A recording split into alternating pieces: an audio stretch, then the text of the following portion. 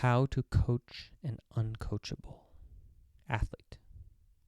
Welcome to Mind Games TV, episode 38. Today I'm going to talk about the impossible, the uncoachable athlete, and how to coach them, because there's no such thing. Okay, so this question is from Alex, and he submitted it through the website, mindgames.gg/TV. Go there, submit a question. Pause the video right now. Go ahead, pause it. It's fine. Then go to mindgames.gg/TV and put a question in.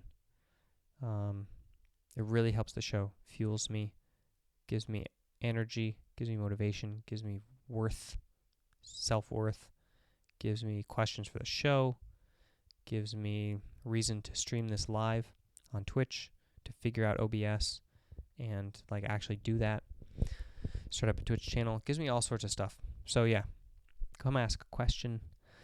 And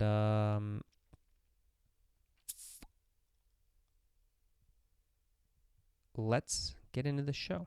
Okay, so how to coach an uncoachable athlete. Alex says, thank you, Alex, by the way, for this question. You checked. Okay, good. Didn't mark it as anonymous, so I didn't just break my own rules. First off, there's no such thing as uncoachable. There's just, I'm not a good enough coach yet. So if somebody's not coachable, you think, I'm not a good enough coach yet. It's not that you're not a good enough coach, it's that we're not a good enough coach yet. But there is some optimal variant of person out there who could coach the person, who could help the person overcome this barrier, who can coach them through it, okay?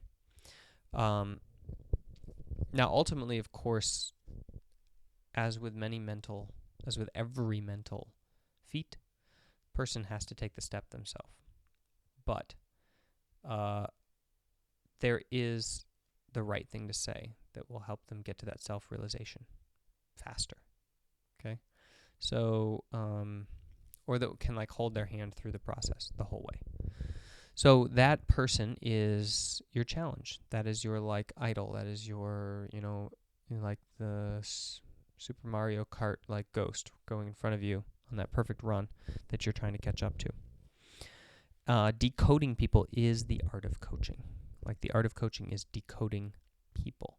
So essentially what you have to do is figure out what he or she wants. It could be a girl. In my experience coaching boy and girl athletes, girls are eminently coachable. And you mostly have to explain lots of justification and explanation of why stuff works and why it's good. And guys are I've always had more experiences with guys more like the military style, where you just tell them to do something and they'll do it. But this leads to a lot more problems with uncoachability, because they are actually thinking inside, I don't care about this, and then they aren't really doing it. They're just going through the motions. Nothing is happening up here. So it doesn't really matter if you go through the motions if nothing is learned during the motion, right? So, okay, back to the main topic. Figure out what he wants, why he wants it, and what he values. This is what you have to decode. You have to figure out really what makes this person tick and what is the hang-up, okay? So start working on his self-awareness. It's a good place to start, because if you can't figure out what makes them tick, maybe they can. And just kind of dig into that. And you can actually ask, what is your biggest challenge right now? What is it that you want out of this? What is it you value out of this? What is it you feel like you're wasting your most time on? What is the thing that you enjoy out of this process? What is it that you ultimately want written on your Wikipedia page about this time in your life? These kinds of questions can kind of uncover the real deal, the real McCoy of why this person is doing what they're doing. And it can help you kind of decode that moment so you can figure out how to properly push them in the right direction. Okay, now the next thing you need to do is get a framework for motivation. So motivation is what you have to install into the person to help them activate and get over this thing, okay? Because motivation is an emotion called inspiration, and it isn't a given or a default. And what coaches can do is put motivation into somebody and then they will solve their own problems once they're self-aware of what those are and what steps are required to solve it. So you can uncover the problem, you can lay out the steps, then you can install the motivation, and then you can be like, just coach them and watch them like ascend the ladder. All right. So get a framework for motivation. My favorite is DC and Ryan's self-determination theory. I think that's even on the internet now, self-determination theory. 40 years of research behind this particular framework. It's very accurate in my mind to human motivation. So I'll explain 3 parts of it so you can kind of get an idea of what it's all about. First part of self-determination theory is autonomy, that people are more motivated by things that we autonomously choose to do. And the example I have for this is the kitchen trash example. I use this story a lot with the pro teams that I consult with and train. Let's say you wake up one morning and you're like, I am such a good son or daughter. I'm just like the best. And like I just love my parents so much, and I just want to show them how much I treasure them and value them. I'm going to go down and I'm going to like take all of the trash bags out of the house, and like just pack them all up and take them out of the street. Take them out to the trash and put new bags in. So you go down to the kitchen, you're about to take out the trash, and your mom walks in and says, "What's wrong with you? How come you never help out around here? How come you never do the trash? Take out the trash right now. What's your problem?" Freeloader. Walks off. And you're like, wow, I am so unmotivated now to take out the trash. Okay, so you see how you had this motivation, and then it disappeared. And the thing that changed was your autonomy, your choice in the matter of what you were doing. It was self-empowered. You feel motivated by it. Then it's not self-empowered. It's ordered from above, and it's unmotivating. It's the same thing with learning. Like, you really want to learn something. You're like, oh my gosh, I'm so motivated to learn this thing. I want to learn it so badly. And then at other points, you have somebody who's like, you have to go read 7 pages of this and learn it, and then I'm going to quiz you on it. And you're like, okay. So you can see this all around in human life. Autonomy. If you can install autonomy in something, it's very, very empowering for motivation. Second thing, relatedness. Connectedness to people around you. Connectedness to the actual thing you're doing. Does the thing that that person is doing have an impact on their life? Does training, CSing, help them win in the LCS?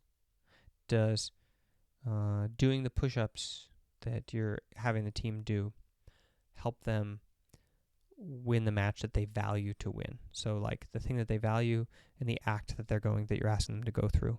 If there's no connection between the two, there's no relation between the two, then the relatedness is low, and as well, you want to be like related to other people. Team building, have that.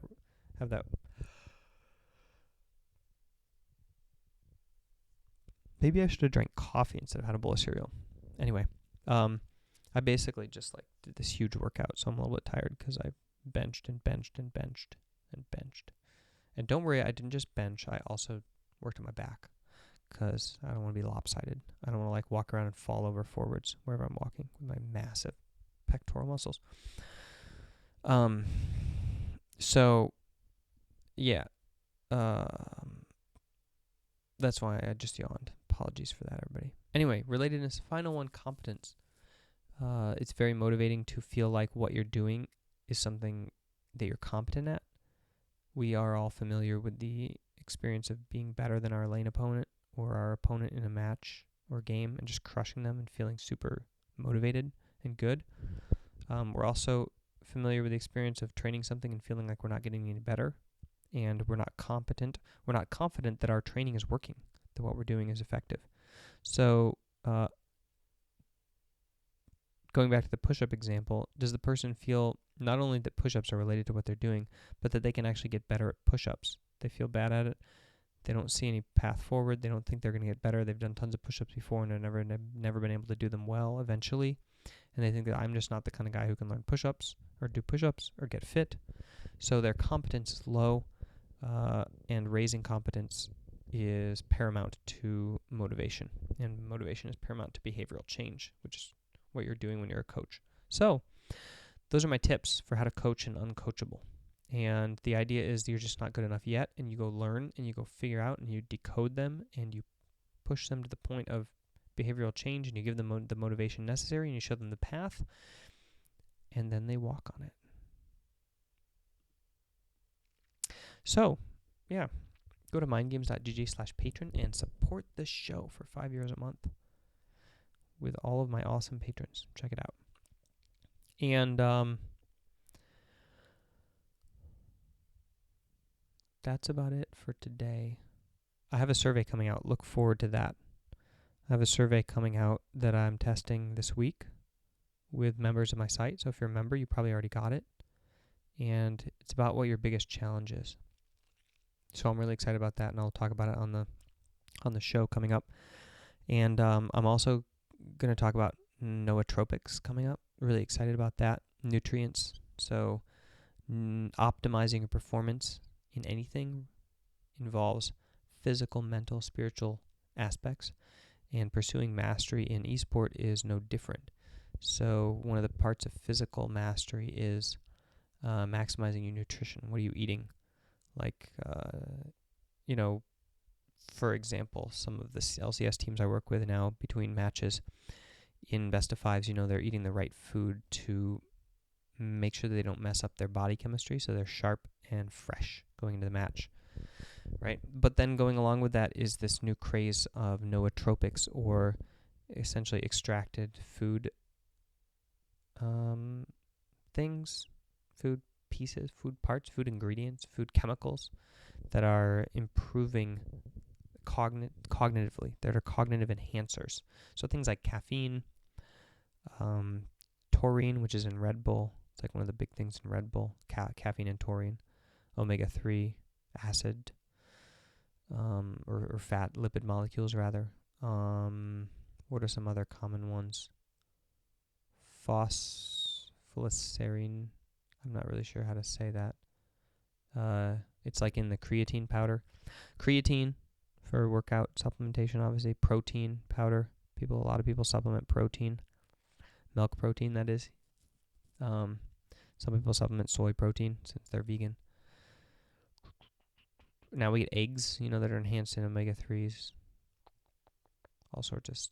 So essentially, the idea that there are these nutrients out there that you can load through pill form that are extracted from food and that are actually really healthy for you. And you don't necessarily have to go eat a krill fish to get fish oil. You can just take a pill of fish oil. So nootropics going to be big in esport because it's a cognitive-based sport, and so all of this cognitive enhancement optimization is really important. So as you build up a fundamental framework of physical, mental, spiritual performance enhancement, nutrients are going to play a big part of it, and how you balance your nutrition and what supplements you take. So look forward to that next week. I think I'm going to try to launch my little chain on nutrient teaching and how it is that I supplement my body on and off for maximum performance, for protection against Alzheimer's, Parkinson's, and for memory and for focus and all of the great things you get from eating right. Okay, so that's the show, and I will see you guys tomorrow.